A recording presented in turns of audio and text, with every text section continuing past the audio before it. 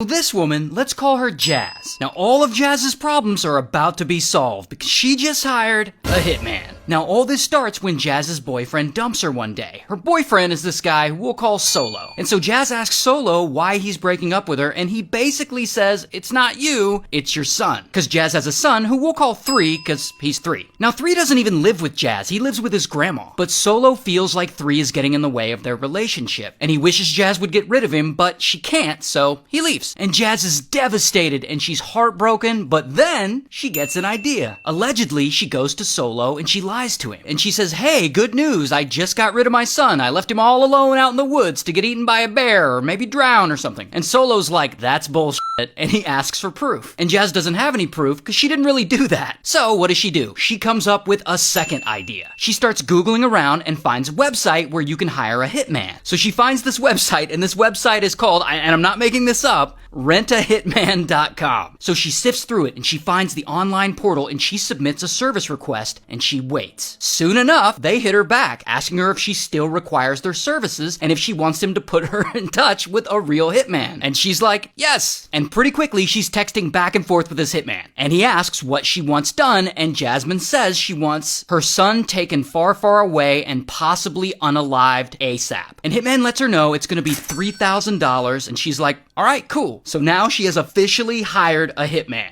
All right, I'm gonna pause that story really quick and talk about this guy. This is Bob. He works in IT. And one day, he and his buddies make a website for their cybersecurity company focused on getting web traffic, or hits. And he calls it rentahitman.com. And eventually he turns it into a parody site, an obvious parody site pretending to be a place where you can hire an actual hitman. And they even sell hitman themed merch and stuff like that. But one day Bob gets an email from a woman we're calling Jazz. And Jazz is looking to hire an actual hitman. Now Bob, he's a decent human being, so he gives this information to the police. Police set up a little sting operation and a detective writes Jazz back pretending to be a hitman. And of course she immediately incriminates herself by texting her plans to him. So they arrest Jazz, she confesses to everything, and here's her mugshot. They also arrest Solo too, because f*** him, and here's his mugshot. And I'm happy to say now that 3 is safe, reportedly living with his grandma. And this all happened in Miami, Florida, so shout out to Florida.